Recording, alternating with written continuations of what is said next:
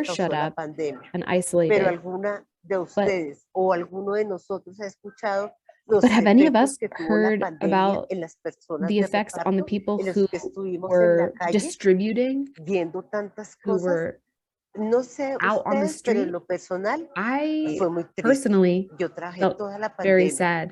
y estar uno en las I'm not calles sure about you, fue but I was bastante out on the street. traumático, I felt kind of porque el traumatized. ambiente de por sí se sentía pesado, se sentía un ambiente Everything de was just so tristeza, de heavy. You could feel the desolación. sadness, the ¿Y qué dicen isolation, the ustedes cuando íbamos anxiety. nosotras por la calle con un pedido y de pronto en la We were calle, out in the street en la mitad de la calle veíamos caer una persona, and we might see someone quedar ahí tendida en el piso sin que nadie le ill out on pudiera the ayudar, street and there's no sin one there que to help? nosotros mismos We pudiéramos couldn't even help acercarnos a prestarle una ayuda por temor al contagio. because of fear of En cuántas contagion. ocasiones yo en lo personal vi a un compañero I caer, personally enfermarse saw por COVID y sin colleagues siquiera get sick podernos and not acercar y sentir be esa able to help. impotencia de I no felt poder so ayudar, impotent. que sabíamos que el domicilio que estábamos llevando era una ayuda para una familia. Or Pero if ¿y quién nos you were estaba ayudando a delivering goods, nosotros? ¿Quién ayudó a uno de nuestros sometimes they were compañeros? to help a family Cuando that en was sick alguna and struggling, but no ocasión one was there to a help us when un we were señor sick ya and mayor struggling. tuvo que ir hospitalizado con paros I cardíacos, todo lo que saw a colleague who had to go to the COVID. hospital because of a heart Y attack nunca from the stress, I think, nadie, and ese no señor tuvo one que pagar todo de checked su in on bolsillo, su us. familia fue He la que had to lo pay apoyó, his porque el health care, gobierno, del he had to pay for Estado, de everything because the nuestros government, the compañeros y state, menos aún de las plataformas and hubo una ayuda. Por the el companies were contrario, si not sabían que helping us. estábamos No one was there enfermos, to help lo us. que We're recibíamos sick, fueron bloqueos. and Nadie as se a preocupó result, we por get darnos blocked. medidas con que protegernos. We don't Y have eso any nos way pasó a of todos protecting a nivel ourselves, and this is mundial, happening a to los everyone héroes, on a a los global que nos level, to the llamaron heroes, héroes, the los people that are héroes del called mundo, heroes, los héroes para todo, the pero global los héroes heroes que no nos hicieron visibles en el momento que that también are necesitamos ayuda, never made porque visible, también but somos who seres also need humanos. help because we are also human beings. Muchas gracias. Thank you so much. Thank you, Luz Miriam. I want to raise up what you said about first, in direct answer to the question around data, that the biases built in that are the biases of human beings, and that is wrapped up in the entire world of platform applications and the ways in which they attempt to govern those who use them. But the other thing, when you spoke about the experience of platform workers out in the world, we can't really use the term everyone was at home because everyone was not at home. The heroes that we clap for or appreciate in the moment, but don't put concrete fundamental support behind, were not at home, as you said. And so I really appreciate you highlighting that as an experience for so many in the pandemic, and particularly in platform. Again, another area in which people are forgotten. So we had a couple more questions, and I want to give some more space. We have just a few more minutes. Pari, do you want to figure out how we do this? Yes, I'm going to read what looked like a comment first, and then go to a question. So we have a comment here from Carol Barton, who says, thanks for this very important conversation, noting an important case in the US where Uber, Lyft, DoorDash companies, one second, I'm having tech issues, supported a voter proposition in California that legally establishes gig workers as independent contractors. They sold this to the public as enabling flexible work hours. Wording of the proposition was confusing, and the proposition passed. A judge overturned it in 2021, and it is currently being appealed by the gig companies. It shows the kind of money they are willing to invest in the manipulation of the public to keep this exploitative business model in place. This is likely to go to the California Supreme Court. She has also provided a link to an article that has more information. We also have a question. The question says, I want to know how urgently the government or any other agency is responding to the difficulties women are having in their daily work in their various countries in this industry? That's a question, if anyone wants to respond to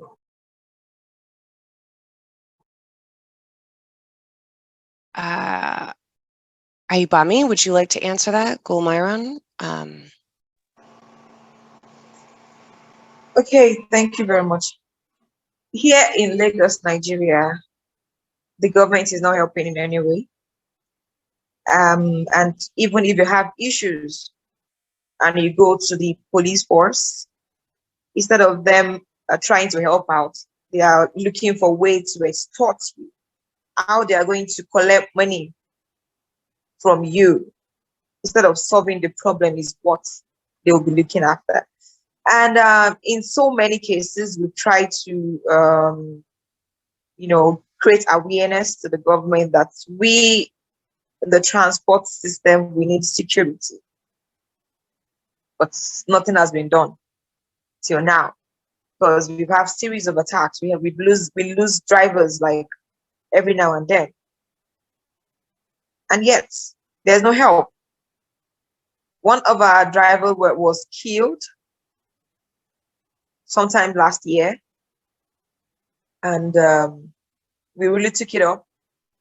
We called the app company to inform them about it. It was in the news, and yet there was no help. The only thing we're able to do was to pay the family of the deceased a visit, of condolences. Aside that, there's no help. The last time we called the government to help us, that we need regulation in the e-hailing sector, the only thing the government did was to bring in their own app, their own working app and cars for people to work. Meaning, government only saw the business side of the economy of our situation instead of the security side. So basically, there's no help. That is why I say in my interview that you are your own security, and every trip you're carrying, you are at risk. So you are the one that is going to provide your own security. You are the one that is going to know how the trip you're taking at that moment would not lead to any form of attack or harassment.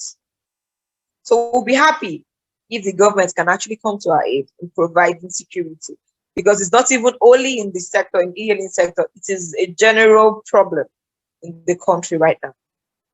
So, like your question, there's no help from the government yet. Maybe in the nearest future, though, we look up to that. Thank you. Thank you, Ayubami. And really, let's just put this back to the fundamental work that the folks are doing with their unions across all of the panelists. You would have heard, and I want to lift that up. Ayubami's union, as it is formally registered, has built its strategy to engage with the policymakers, the legislators, that this is fundamental and essential as a role of government to regulate and participate in this. Same, I know, in Kyrgyzstan, in Colombia, and in the Philippines. This is all part of the strategy. Government isn't going to take this on themselves, and the companies aren't going to make this happen. It'll be the role of the unions, and we're in the middle of making that drive. We have one last question we really want to make sure we get into. So Pari, go for it. A great question from my former colleague, Janet Anaele. She says, great presentations. Does any of the platforms have an established mechanism to report issues of gender-based violence and harassment or harm? If yes, how effective is the mechanism? Right. Fellow panelists, we have a very brief amount of time. I'm going to hand it to you. I don't know who of you could answer this question. So if one of you has any possibility for a mechanism for dealing with gender-based violence and harassment, go ahead and take the torch. We have a tiny amount of time. Okay, sorry, I would like to take that. So, like I said earlier, here in Nigeria, we have the ladies, because we are all about women here. We have an association of ladies that drive. So in that association, we have group of ladies. We are over 300 here in Nigeria, and we are there to make sure that we see to the day-to-day activities of every lady out there. Whereby, if any lady have any issues of harassment or any form of abuse, you can contact anybody. You come to the group. We have a WhatsApp group, and you can come to the group and give information of that trip and see. And before you even took it up on high, you already have you get help out there, because we have ladies driving around every part of Lagos State, Nigeria. So you can't say you might be here and the person you're calling on is just in the next street. So before you know it, you already have help. So that person can actually come, if it is what she can handle, come alone to rescue you or inform the police that she will come with. But most times, most cases, we are able to come out and defend ourselves, even without the help of the government. So I will advise every other state, every country to have an association like that. Women, because we know how to solve our own problems, believe me. So if you can add that, we'll be able to solve those problems that are just within you, and we'll all be fine. Thank you. Hey, Bami. Wow. Thank you for sharing that. I'm so glad we were able to include that question and answer at the very end. Folks, this has been an honor. I really appreciate it. I hope we can make connections in the ways that that help and serve you in the struggles that you're fighting. I'll pass it to Noor. It has been an honor, and I can't wait to hear your progress. Thanks, Emily. And I'm going to say goodbye without thanking everyone for being here. So I'm going to say a quick round of thank yous. Thank you to all our phenomenal speakers for being here. Luz, Miriam, Gulmayram, Ayobami, and Rose for joining us today and sharing more about your phenomenal work mobilizing and organizing for decent working conditions. I want to thank our interpreters for making this event possible and accessible. I want to thank our co-sponsor, the International Trade Union Confederation, the ITUC. And then I also want to thank my colleagues who helped me organize this event. So Emily, thank you. Abby, Danielle, Bashman, Sunny, Aaron, Danielle, Kari, Tiff, Julia, Terrence, Natalie, Diana, Andre, and Alonso. Thank you so much. And thank you to all our attendees for attending this event. We hope that you'll join us in future events as well. Thank you all for joining. Igualmente, gracias a ustedes por la invitación. Thank you for the invitation.